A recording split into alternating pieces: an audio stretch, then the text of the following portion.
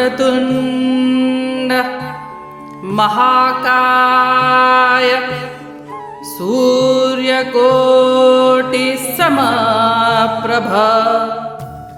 निर्विघ्नं कुरु मे देव सर्वकार्येषु सर्वदा।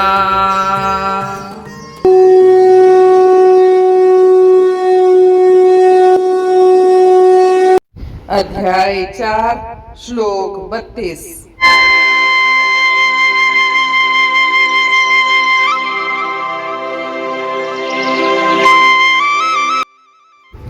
एवं बहुविधि यज्ञ वितता ब्राह्मणो मुखे कर्मजान विद्धि तान सर्वान एवं ज्ञात्वा विमोक्ष्यसे।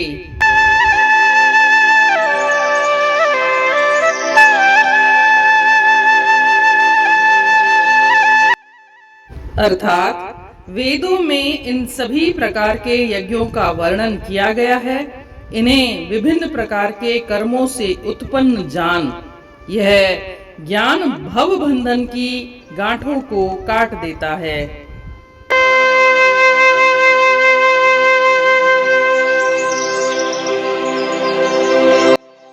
जैसा कि हम जानते हैं, श्री कृष्ण भगवान ने श्लोक 24वें से लेकर श्लोक 30वें तक 12 यज्ञों का वर्णन किया है और यहाँ कहते हैं कि उनके अलावा भी, उनके सिवाय भी अनेक प्रकार के यज्ञों का वर्णन वेद में आता है।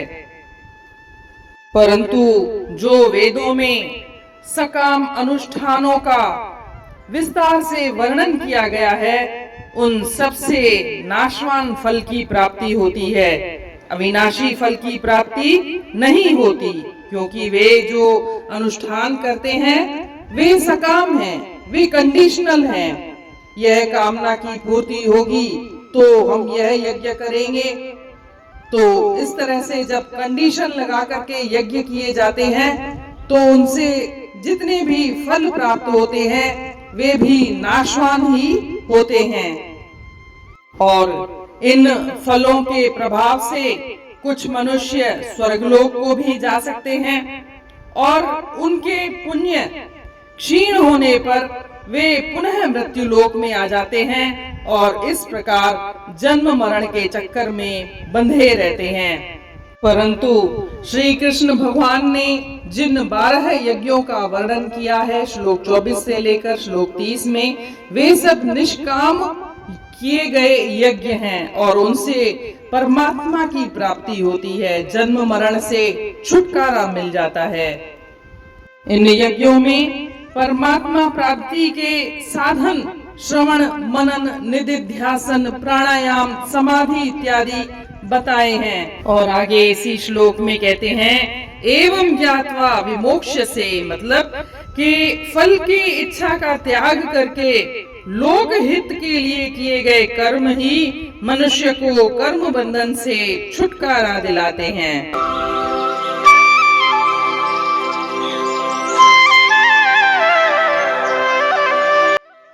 Means all these different kinds of sacrifices have been described in the Vedas. Know them as originating from different types of work. This understanding cuts the knots of material bondage.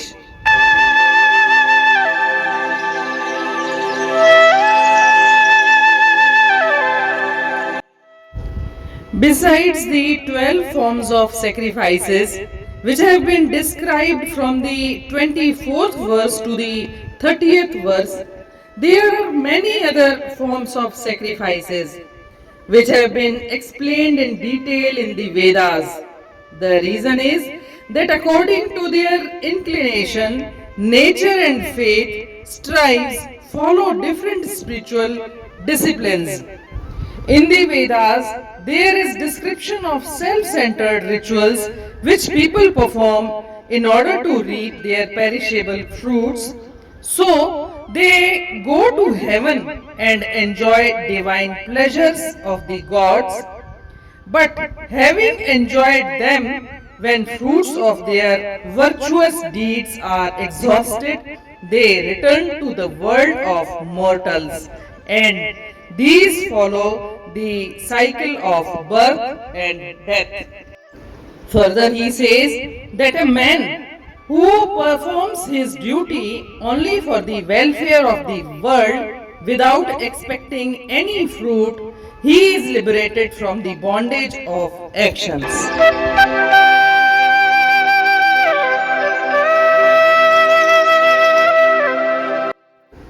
निराला अथई यज्ञ जग में अपार, जे वेदन वसीले थिया आशिकार, सभई यज्ञ कर्मन मां उत्पन्न थिया, जे ॼाणन था से मुक्त नर थी वया।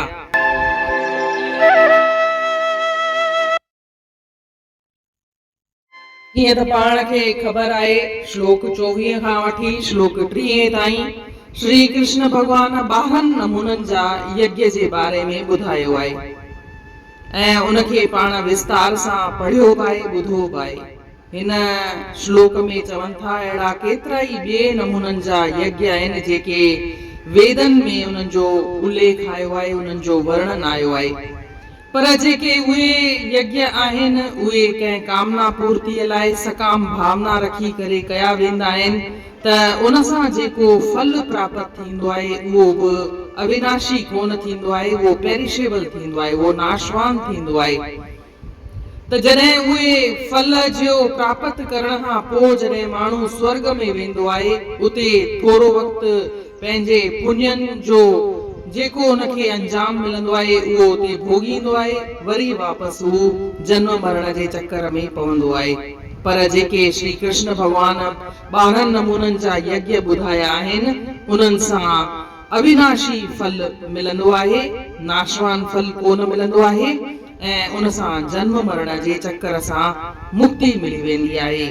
चवनि था जे बिना कंहिं कामना जे निष्काम भाव सां उहे यज्ञ कया वञनि त इंसान जन्म मरण जे चक्कर सां मुक्ति पाए थो ऐं उनखे कर्म बंधन सां छुटकारो मिले थो।